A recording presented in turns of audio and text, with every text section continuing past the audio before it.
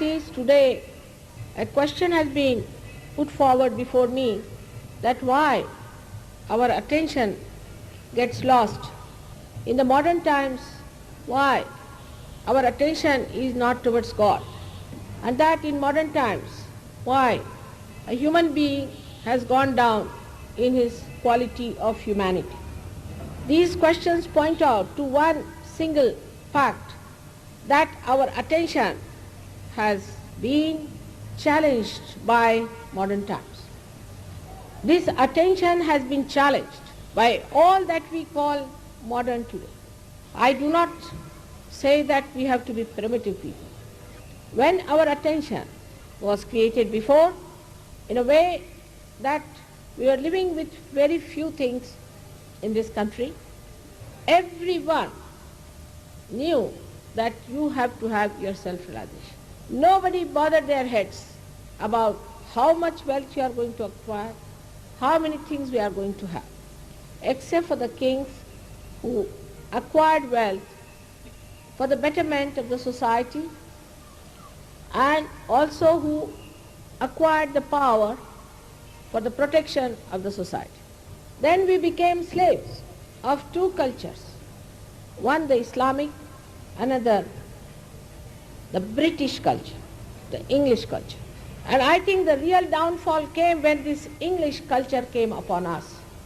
Because though they were Muslims, they believed in God. Whatever wrong they did it in the name of God and they believed it. But the attention was not still in acquiring things. We say that Aurangzeb was a very bad king, no doubt. He killed so many Hindus because he believed that Islam is the only religion. That was his stupidity, I should say. He was ignorant. He was so violent. But he himself was an extremely frugal person. He used to make his own caps, sell them in the market and live on that. And he would not touch any money of the public. But then the English, when they started ruling in this country, this language English came upon us as not a blessing but a curse, I think. Because the whole literature is full with ideas which are contrary to the culture of God, contrary to the culture of Christ. They believe that Christ was born in England. Many Christians still believe that you become a Sahab when you become Christians. This culture of the English, which was forced on us, this language which was forced on us, gave us absolutely a different direction which we should not have accepted. But as it is, we were 300 years already in the slavery, people had to accept it blindfolded. Sri Krishna has clearly said that the awareness grows downward. Why? The roots are in the brain of a person, and the awareness which is growing downwards forms the tree. And this Western culture is the one which makes you grow downwards towards materialism, whether it is communism or it is socialism or democracy. That makes no difference. The whole thing is that you have to attend to the material side. So the first object of the Western culture or the Western science was first to capture the matter, the five elements, in such a way that it can be used for the comfort of human beings, for the physical comfort of human beings. But as the culture is just to move forward without any control over yourself, like a kite flying in the air without having any control of a finger on it, the whole thing drifted into various directions and various fields where it got lost. When we pay attention to something, if the attention is pure, it will purify the matter and will come back to us as a pure attention.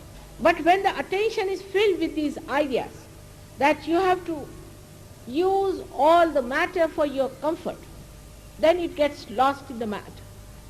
It gets involved in the matter. It gets spoiled in the matter. And then what comes back to us is the thought how to possess it, to possess the matter, to use the matter, to sit on top of the matter was the first mistake. Matter is your slave in any case. In any case, it is your slave. And this you would have got it without paying so much attention to it. The attention is on the matter and not on the spirit. All the time, the matter is trying to overpower the spirit. Supposing there's a tree that falls off, it dies, then you make a chair out of it. It's a dead from the dead.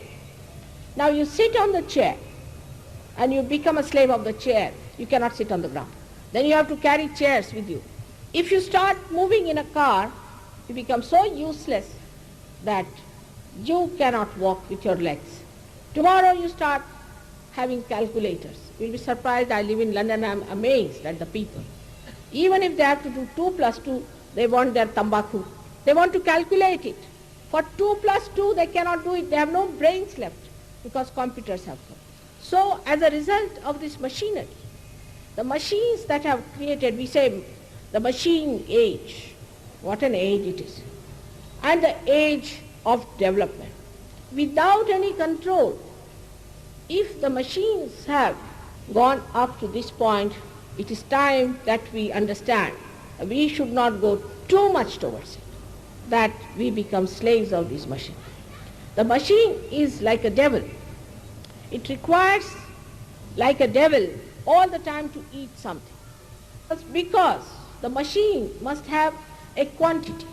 To have the quantity, they have to do all this. So what you are taking is all these chemicals. As a result of that, what you are developing is nothing else but your destruction. So all this attention outside into the matter builds up your destructions gradually. The attention gets fragmented. For example, you are talking to someone. This is a very modern stuff. I have seen many. You are talking to someone and this person is looking somewhere else. Where are you looking? Oh, I was looking at that picture or something.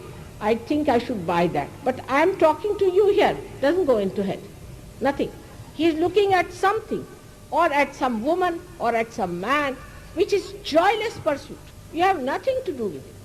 And there is no alertness which picks up things at the right moment. Our people also, I see in the television here also, they show all these horribly nude, funny women in the advertisement. Because these advertisements and the medias also work out your attention onto the gross, they play on your weaknesses. That's how they make you weak. And when you become weak, they become very powerful. Then the media is so powerful you can't do anything. There is no purity in their hearts to do benevolence, to do good to the people, as we call janahit. There's not in their mind at all. Somehow to make money. What's the harm in making money? It's surprising how people are compromising for the sake of money. Money doesn't give you joy. I have to tell you, it cannot give you joy. Don't run after money. Have an integrated attitude towards money. So, as my mother always used to say, Laksha kute, where is your attention? Where is your attention? So you would say that, no, my attention is nowhere. Nowhere means what? Should be on God. Where is your attention? Should be on God. Deva kade laksha theva. Keep attention towards God. Where is your attention? Even when they taught music, they used to say first, think of God. Anything they did, think of God. When you think of God, you don't think of other nonsensical things, but sensible things. And that is how our attention frittered away. Because when the attention comes out, it attacks the modern, because there's a challenge. As a result of that fight, the attention breaks into fragments. There's no fragmentation is there. Your attention is not collected. You don't know where you are moving. You can't see anything, you don't understand. You ask them one question, they don't know, they've forgotten. What is your father's name? Oh, I don't know. What's my father's name? This is the situation which they are facing. You have no idea as to what hell they are living into. And if you want to take yourself and your children into that hell, follow them. After realization, the attention becomes enlightened. By that attention, only looking at people, you can raise their quality. Only looking at people, you can cure them. All your powers are expressed in your attention. and you don't get lost in the matter, then you become the Badsha. Badsha is a person who doesn't mind anything. He doesn't need it. As you know, I'm born in a rich family and my in-laws are also rich, my husband is rich and all that. But I can live there, I can sleep there. I have lived in the jungles, I have lived along the rivers. I have no problem. Because why do I want anything? Nothing can dominate me. You can sleep on the stones, you can do what you like. But that's only possible when you become the yogi. When you become the yogi, you can do it. These 400 people who have come from abroad, come from very rich families, very good families, and they have got all the comforts that you can think of. But they want to live under the sky, near the river. They just don't want to see the cement on top of their heads. They are so much now in the higher level that they don't want to see anything that is gross. They want this mud. They want this beautiful clay of this country. या देशाची माती डोक्याला लावतात. तिथे बसलात तुम्ही. You are sitting on top of that. And what are you doing? Your attention. Where is it? Where is your attention? You must keep your attention to God. And once that is there, you will become a yogi. And once you become the yogi, you will be in the realm of God, in the kingdom of heaven. When you will be blessed with everything, you don't have to desire. It will just, before you will not know how to contain all that God has given you, the kshema that it is. Apart from that, your attention itself will be such a powerful instrument that you can change the entire universe with that. Why, I beg of you, because you are Indians. You are born in this country because of Purva Sukrutas, because what you have done in last life. That's why you are born in this great country. But it's like those who have teeth don't have the chanas to eat, and those who don't have teeth have got the chanas. It's like that. The situation is very bad. You are the ones who can become the greatest yogis, but you do not. But the Western people who do not have any idea about holiness, about auspiciousness, nothing, they are so ignorant, they shoot off much faster than you can. So I have to make a humble request to you that do not get enamored by this attention that goes to any matter. But matter itself is made by God. So despite the fact human beings got involved into the material advancement, it is today helping us in Sahaja Yoga in a very great way. For example, this mic is important. It is also useful for carrying my vibrations. It carries vibrations. Camera shows all the light around me and shows all the kinds of forms I have. So, whatever you may try, the divine will sparkle through that matter also and will establish the existence of divinity. But if you cut out the divinity out of the matter, you will be hit hard and you will be submerged in the greater ocean of ignorance and filth. So keep divinity at your heart and then deal with matter. And then you will understand what is the use of this matter and what one has to do with it.